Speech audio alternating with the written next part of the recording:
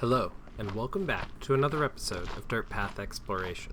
Today, we traveled to the Ames, Iowa, to take a hike around Peterson Park, East Loop.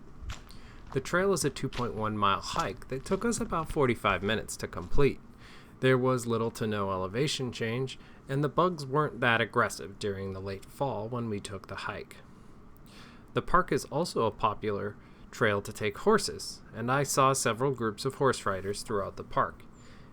Ensure that you're aware of your surroundings and respect any horse or riders that you do run into. And don't be surprised if they're toting boomboxes blaring boy bands of the 90s either. An interesting historical quirk of this trail is the McMichael Pioneer Cemetery.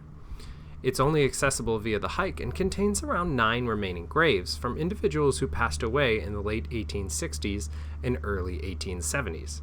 There were more, but as Pioneer Cemetery, it has been located on the only road between two settlements, so when the towns and churches started popping up, at least 10 other graves were moved to different sites.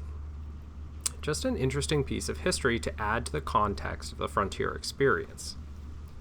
The trail winds through the different sections of the park, the forest to the south, some prairie in the middle, a river flowing around the edge of the trail.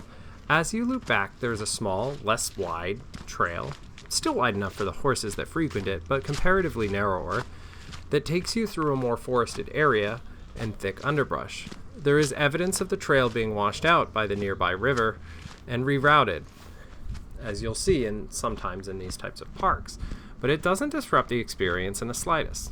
My favorite part of the hike was the terrain. It was similar enough to my normal terrain of Minnesota to make it comfortable, with enough difference to make it interesting. The trees were thin and not really close enough to be considered a forest as I'd typically hike in, but the prairie grass and low bush areas weren't as dominant as some of the other areas I've hiked. It just combined for a nice, beautiful, diverse, and interesting hike. It contained so much in such a relatively short trail that each part of it really added a different bit of new experience to make the overall experience richer for it.